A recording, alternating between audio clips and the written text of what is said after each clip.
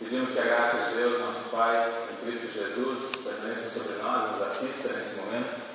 E guiados pelo Seu Santo Espírito, sejamos fortalecidos e guardados no amor que nos salva, no amor de Jesus. Amém. Gostaria, em primeiro lugar, assim, de mostrar a satisfação, a gratidão de poder estar retornando a esta casa depois de alguns meses. Agradecendo, assim, a diretoria também, a congregação, de poder estar nos convidando para esse momento de culto, para esse fim de semana, no qual nós já tivemos também a oportunidade de reencontrar hoje a congregação, especialmente em Missão Sul, no seu culto. Também hoje temos a satisfação de estarmos juntos com vocês. E nessa alegria e nessa gratidão que nos voltamos a Deus, nossa gratidão maior se faz sobre também o aspecto que queremos refletir hoje nessa mensagem. E que Deus, assim, então, nos abençoe, nos assista e venha nos guiar. Vamos ver se vai funcionar? Não. Vamos lá para o detalhe. Vocês veem aqui uma imagem bastante conhecida, mas me ouso a perguntar: o que vocês estão vendo? Um pão, né? O bonito é que ontem de noite já começou a sair diversos pães, assim, até pão de queijo começou a sair aqui. Então, dos diversos pães, mas ficou a certeza de que era inconfundível que ali estava o pão. E dentro dessa certeza do pão, nós pensamos muito na necessidade do nosso alimento. Com certeza vocês todos tomaram seu café da manhã. Talvez alguns evitaram o pão, mas sabemos que a maioria todos tiveram pão. Se nós olharmos para as culturas dos povos, no mundo afora, todas elas vão apresentar pão. Seria talvez assim excepcional encontrarmos uma cultura que não tem pão, ou que pelo menos o conheça e o deixou. E é nessa direção que nós podemos também hoje pensar. Se vocês tiveram café da manhã e evitaram o pão, muitos podem pensar na sua saúde a partir da alimentação. E é aí que também nós vemos hoje um estudo grande para com a nossa melhor saúde a partir daquilo que nós nos alimentamos. E podíamos dizer assim que nós somos o que nós comemos. Você é o que você come. Quando às vezes a gente começa a olhar para si e dizer assim: eu tenho que mudar alguma coisa, nós não vamos só pensar no guarda-roupa, na forma, nos exercícios, nós vamos chegar na alimentação. E a alimentação vai nos dar um caminho de saúde ou não. E para muitas pessoas vai estar baseado em uma situação de saúde a partir daquilo que come. Nós somos o que nós comemos. Fui pesquisar um pouquinho nos nossos meios aí, que temos internet, para ver um pouquinho mais como é que funciona a questão dos nossos pães. 40% do território que nós temos terra no mundo, 40% está numa cultura da agricultura. Nessa direção nós dizemos que não há falta de comida para a população que nós temos no mundo. Em torno de 7 bilhões, todos eles, a partir desses 40%, teriam comida. Numa projeção de que a população está crescendo rapidamente, também se pensa em estender a porcentagem de plantação na agricultura, buscando atender a necessidade de todos. Mas, infelizmente, nós vemos que na fartura de plantio e também de colheita e de pão, 1 em cada 7 pessoas passa fome. Uma estatística que foi levantada. 1 em cada 7 pessoas passa fome no mundo inteiro. E nós podíamos perguntar: mas por que isso? Vejam a resposta dessa pessoa, editora-chefe de uma revista na Europa. A fome é politicamente tolerável. Ela é aceita porque há coisas mais importantes, por exemplo, as vozes de consumidores e agricultores europeus. Não é falta de comida, queridos irmãos e irmãs. É uma má distribuição do que nós temos. Não é falta de comida, mas é simplesmente o próprio homem que, voltado para si mesmo, pensa em si. Não é somente falta de comida, mas são interesses que andam à nossa volta. por muitas outras coisas que são mais importantes às vezes do que atender a necessidade de alguém, e eu tenho para dar. E é nessa direção que nós pensamos assim, mas por que isso? Vejam só que essa reflexão que me levou a lembrar a palavra de Deus logo após a queda em pecado para Adão e Eva. No suor do rosto comerás o teu pão. Onde agora, para nós nos alimentarmos, precisamos trabalhar, precisamos suar. Ele não está mais simplesmente disponível, mas depende muito da ação do homem, do plantio, da colheita, da distribuição. E aqui está o pecado que prejudica o nosso viver, também aquilo que é mais básico no nosso alimentar. Desde a queda do pecado, nós sofremos também com a própria alimentação, e que está disponível por Deus na natureza e também na capacidade nossa de poder plantar e colher aquilo que nós queremos. Mas está agora voltado no trabalho, ao suor. Tem aquela outra orientação que Provérbios diz: preguiçoso, vai ter com a formiga, aprenda com ela, te mexe, não espere tudo pronto, vai fazer alguma coisa. E é aí que nós olhamos o texto de hoje do Evangelho, onde então nós vemos que o povo inteiro foi à procura de Jesus, correndo por saber que Jesus estava ali, mas qual a motivação? Que o texto anterior nos leva a refletir, e provavelmente semana passada vocês refletiram sobre isso. O povo estava ali, Jesus se compadeceu com ovelhas que não tinham pastor, e também distribuiu para eles pão a partir de 5 pães e 2 peixinhos, deu uma multidão a se fartar, sobrando inclusive pães. Isso correu para todos os cantos. Jesus nos alimenta, é gratuito, tem bastante, não precisamos fazer nada, é só chegar até Ele. E o povo foi de imediato ver Jesus. E o texto diz: olha, chegando o povo ali, vieram de outros lugares, não viram Jesus. E então inicia o texto. Quando eles viram que Jesus estava do outro lado, perguntaram inclusive: de onde vens? Como vieste para cá? Mas Jesus deu o seu coração. Por que as pessoas estavam indo até Jesus? Por que elas estavam motivadas à procura de Jesus? Para o seu bem-estar. E o bem-estar físico. E na direção do alimento. Deu alimento, estava o povo procurando por Jesus. Deu de uma forma gratuita, ali sempre tem gente. E é aqui que o texto nos diz a palavra de Jesus: vós me procurais não porque vistes sinais, mas porque comestes dos pães e dos fartastes.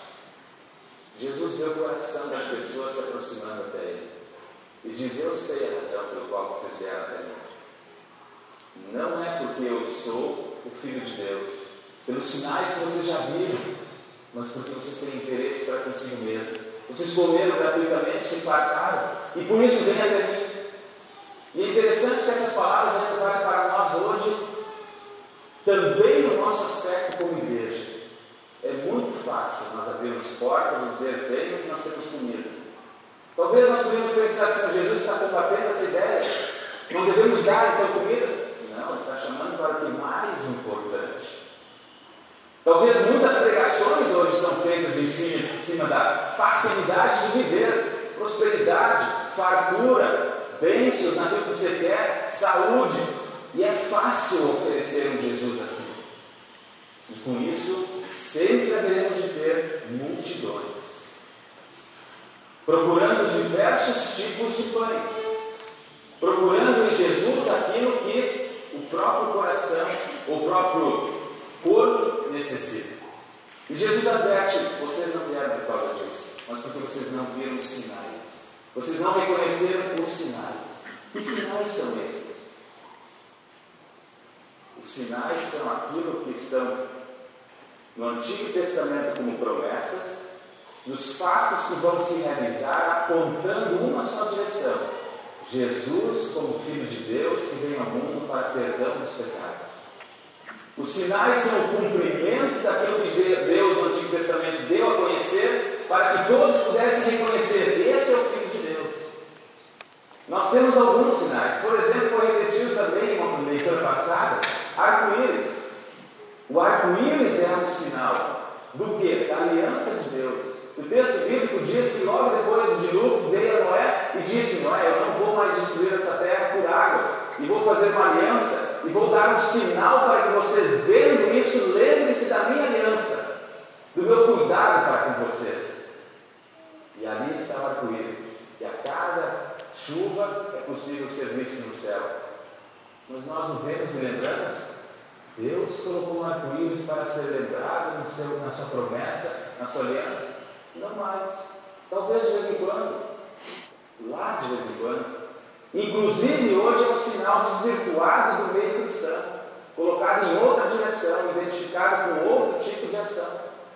O arco-íris não é mais um sinal, mas fora daquela promessa de Deus, e que nos deve fazer lembrar sempre: aqui está um sinal de Deus. O arco-íris foi um sinal. A circuncisão também fazia parte do povo de Deus como um sinal, para dizer: aqui está um integrante do povo de Israel. Aqui está a ordem de Deus para que esse aqui seja integrado ao povo de Israel. A cruz para nós é um sinal de identificação. Aqui Jesus morreu pelos nossos pecados. Os milagres que Jesus mesmo realizava, que daí o povo pôde ver. Eu vi o milagre da multiplicação dos pães. Eu vi doentes serem curados. Mas aí estava especificamente para ser voltada a atenção sobre Jesus no seu poder e na sua promessa de, como Filho de Deus, vir ao mundo a salvar. Os sinais nos levam a ver o cumprimento de Deus em Jesus Cristo. E isso o povo não viu. Por isso que Jesus disse: não por causa dos sinais, mas porque vocês foram alimentados. Nessa direção, quando eles perguntam o que mais pode ser feito de Jesus, lembram-se de que o povo no Antigo Testamento havia comido a partir daquilo que Moisés dera ao povo, que era o maná. O maná, o que é? Ele era um orvalho do amanhecer. Um orvalho que dentro, na noite, caía. Era como uns flocos que de manhã estavam à disposição para que o povo recolhesse e fizesse dessa farinha, então, o seu pão. E ali estava o cuidado de Deus para com o seu povo ao longo dos 40 anos no deserto. O maná no deserto. E é ali que o povo acha: mas Moisés fez isso. O que será que Jesus vai fazer mais forte, mais poderoso, de uma forma mais admirável? E Jesus tem que dizer: mas vocês estão confundidos no meio de Moisés? Isso não foi Moisés que deu? Não era sinal dele? Não era poder dele? Não era ação dele? Engraçado que os dias de hoje remetem a poder, ao fazer, a pessoa que está pregando, e não mais a Deus. Veja, a confusão não é só de hoje, mas é de muitos tempos. Confundem sinais, desfocam quem tem o poder, e em cima disso, não veem Jesus como Salvador. E é nessa direção que o povo é alimentado, sustentado por Deus, a partir do seu cuidado para com cada um deles. O que vocês estão vendo aqui? Pão e Jesus na cruz. Qual a semelhança agora? O que significa isso para cada um de nós? Se nós não olharmos que aqui está uma revelação de Deus também para o nosso viver, mas não somente físico, espiritual, nós vamos simplesmente ter uma figura de Jesus e uma figura de pão. Mas aqui, quando o povo diz: mas Moisés fez isso, Jesus entra dizendo: Deus enviou para vocês o pão do céu, assim como cuidou do seu povo no Antigo Testamento e alimentou ele. Deus enviou do céu o pão para o vosso alimento espiritual, cujo qual sou eu. E é aqui que Jesus pode-se dizer o pão do céu para a nossa vida eterna. Não há outro alimento para a nossa alma que não seja Jesus. Não, mas o milagre ali foi muito forte. Mas essa mensagem foi gloriosa. Isso tocou. Não, Jesus salva. Nada mais. E é aqui que nós podemos dizer que, com pão ou sem pão, todos nós vamos morrer. Nós podemos, de repente, ser fartos no alimentar. Nós vamos morrer também. Alguém pode estar em meio à sua fome, indo à morte. Não vai ser diferente de mim. Em primeiro lugar, todos nós estamos submetidos à morte. A morte física e também ao distanciamento de Deus, que é a morte espiritual. Por isso, pão, as notícias, as informações, as benesses que nós temos no mundo, nada nos salva. Única e exclusivamente Jesus. E sem Jesus como pão, nós temos a morte eterna, ou permanecemos nessa morte eterna. No entanto, com Jesus no pão, nós temos vida eterna. E é aí que é o ponto central, quando Jesus diz: eu sou o pão da vida. Não simplesmente agora para vosso alimento físico, no qual também é uma bênção de Deus o seu cuidado sobre nós, o qual também se confirma a cada momento que nós estamos diante de um prato, de manhã, meio-dia ou à noite. Ali está a bênção de Deus para o nosso cuidado físico e material. Mas Jesus quer espiritualmente nos cuidar. E Ele é o pão que nos salva. Por isso, podemos ter somente o pão. Mas se não chegarmos no pão, a nossa salvação não tem valor nenhum. E o que é esse pão? Esse pão, Jesus diz: aquele que comer da minha carne, beber do meu sangue, é a minha, é a Santa Ceia, é a sua mensagem, é a sua palavra, é a sua obra. E é nessa direção que nós podemos dizer: nós somos agora que nós comemos em Jesus como pão da vida. Se você se alimenta de Jesus como pão da vida, você é um filho de Deus. Se você se alimenta de Jesus na sua palavra, você tem as bênçãos que Deus nos dá. Se você se alimenta de Jesus na sua palavra, você é aquilo que Jesus quer que você seja, andando no seu caminho, como um verdadeiro filho de Deus. Você é o que você se alimenta. Não exija de Deus aquilo que você não quer dele, que é o seu alimento espiritual. Não busque em Deus aquilo que Ele não quer lhe oferecer como sendo mais importante, mas aquilo que Ele tem a lhe oferecer em Jesus Cristo. E é aqui que, justamente em cima disso, nós podemos ver agora como filhos de Deus, que também o nosso trabalho, que é em cima do suor para o nosso alimento, ele é uma bênção de Deus. Vamos ver em conjunto?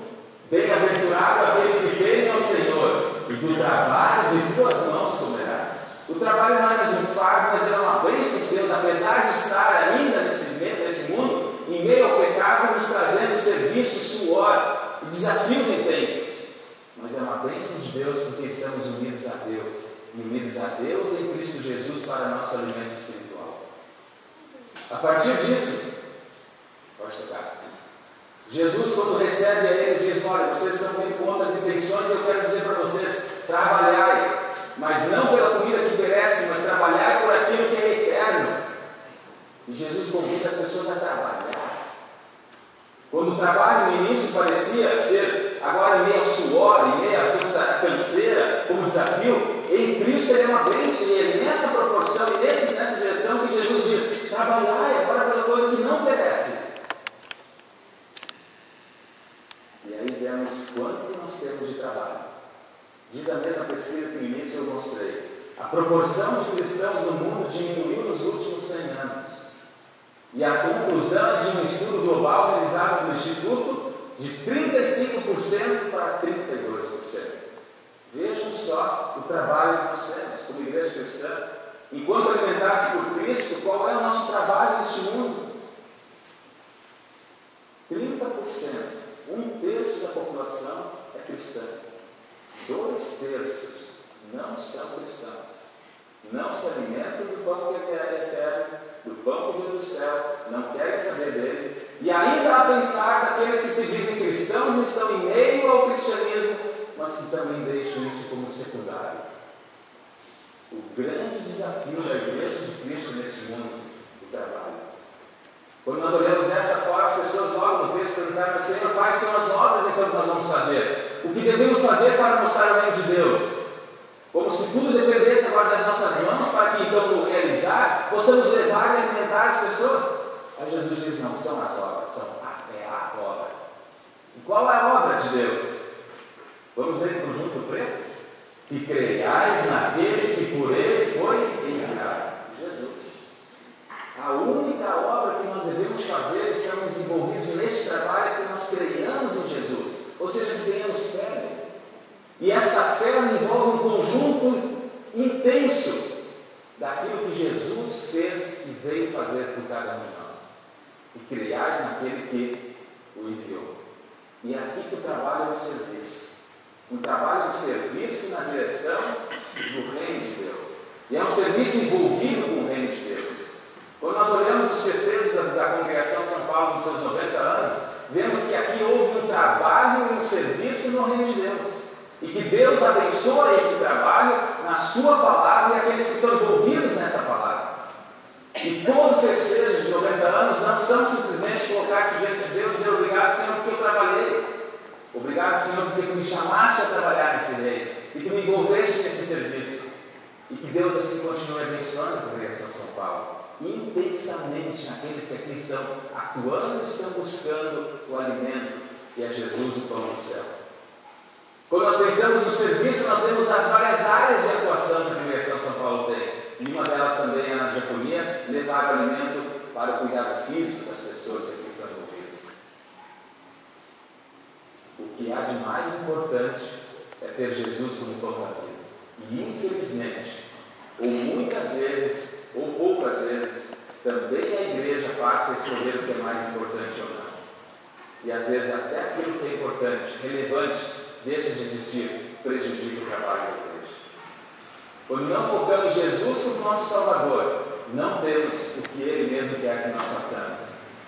Aqui em Efésios nos diz no seu propósito de serviço, que é a leitura da epístola para esse domingo fim de semana. Vamos ler em conjunto?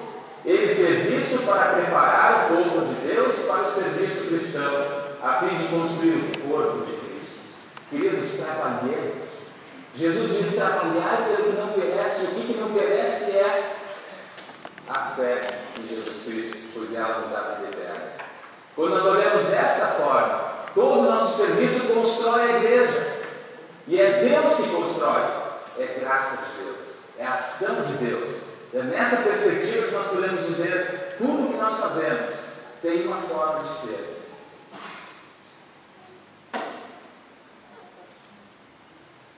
Tudo certo? Tem mais uma dúvida?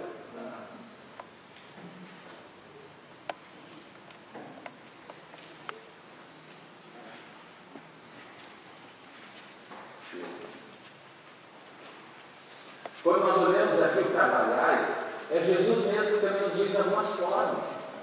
E Paulo escreve aos Efésios: vejam só algumas atitudes: humildade, mansidão, longanimidade, no conviver com o próximo, procurando guardar a unidade do Espírito, que é o firmar-se no zelo e na doutrina da palavra. E isso é o desempenho do seu serviço. Queremos saber qual o trabalho? Procuremos na palavra do Senhor. E Ele vai nos indicar: trabalhar pela comida que não perece, vive na palavra, porque aqui está o alimento. E é aqui que Deus, na sua graça, age através das pessoas para que o seu reino cresça. Se nosso desespero é o que fazer agora, bom, nós vamos ter que chegar ao reino dos céus, e quais são as obras?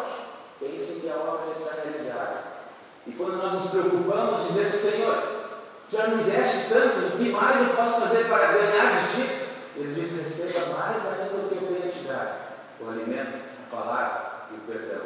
E é aqui que nós crescemos. É nessa perspectiva que nós podemos dizer: pode tocar. Se a fome politicamente é tolerada, a igreja cristã, no seu cuidado, no seu buscar, no seu alimentar-se de Cristo como pão da vida, não pode tolerar a fome espiritual. Ela deve estar em trabalho. E esse trabalho envolver-se com a sua palavra. Esse trabalho envolver-se com a obra que Deus realiza através daqueles que o chamou. No serviço, no testemunho, na adoração, na comunhão e assim também no estudo, no ensino da palavra de Deus. Tolerar a fome espiritual é não se envolver com o trabalho que Cristo diz. Por isso, queridos irmãos, querida Congregação de São Paulo, trabalhai. Continue trabalhando na graça de Cristo para aquilo que é mais importante, o alimento espiritual. E Ele fará bênçãos acontecer e estar na vida de cada um. Porque Ele sim tem uma ação para conosco. Nada deve ser mais importante do que isso. E se algo não está em nosso meio, olhemos e busquemos em Deus força. O alimento que é Jesus, o pão da vida. E não troquemos nada. Não toleremos nada que seja na direção contrária daquilo que Jesus quer, para que nós façamos e vivamos. E que Deus assim abençoe a congregação de São Paulo, a cada um dos presentes, hoje e sempre. Amém. Nós nos colocamos de pé, cantemos em conjunto o ofertório.